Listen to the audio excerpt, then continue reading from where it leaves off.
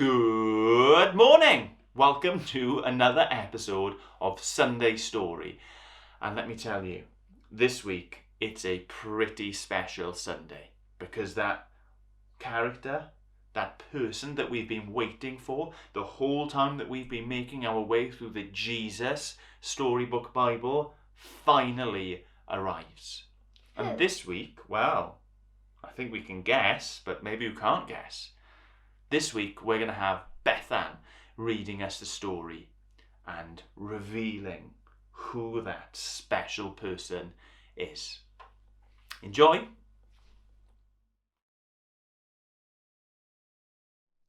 He's here. Everything was ready. The moment God had been waiting for was here at last. God was coming to help his people, just as he promised in the beginning. But how would he come? What would he be like? What would he do? Mountains would have bowed down, seas would have roared, trees would have clapped their hands. But the earth held its breath. As silent as snow falling, he came in. And when no one was looking, in the darkness, he came. There was a young girl who was engaged to a man named Joseph. Joseph was the great-great-great-great-great-grandson of King David. One morning, this girl was minding her own business when suddenly a great warrior of light appeared right there in her bedroom. He was Gabriel, and he was an angel, a special messenger from heaven. When she saw the tall, shining man standing there, Mary was frightened. "You don't need to be scared," Gabriel said. "God is very happy with you." Mary looked around to see if perhaps he was talking to someone else. "Mary," Gabriel said, and he laughed with such gladness that Mary's eyes filled with sudden tears. "Mary, you're going to have a baby, a little boy. You will call him Jesus. He is God's own son. He's the one. He's the rescuer. The God who flung planets into space and kept them whirling around and around. The God who made the universe with just a word. The one who could do anything at all, was making himself small and coming down as a baby." Wait, God was sending a baby to rescue the world? "But it's too wonderful," Mary said, and her heart beating hard. "How can it be true?" "Is anything too wonderful for God?" Gabriel asked. So Mary trusted God more than what her eyes could see, and she believed. "I am God's servant," she said. "Whatever God says, I will do." Sure enough, it was just as the angel had said.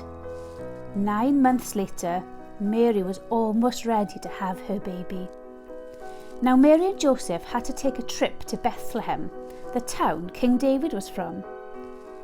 But when they reached the little town, they found every room was full. Every bed was taken.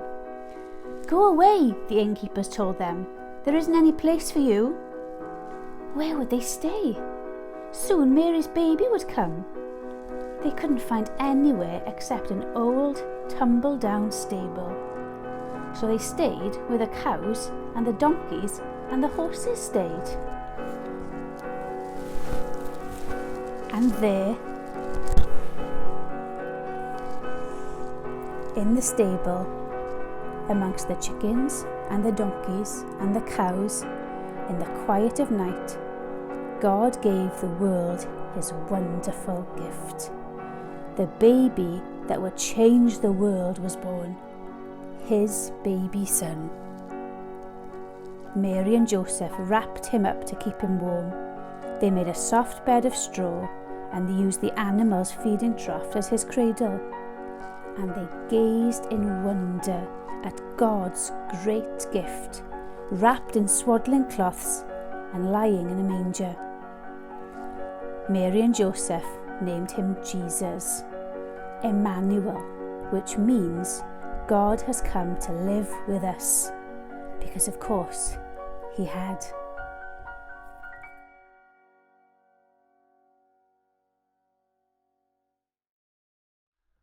Hooray! Did you hear that? Good news. Jesus is finally here.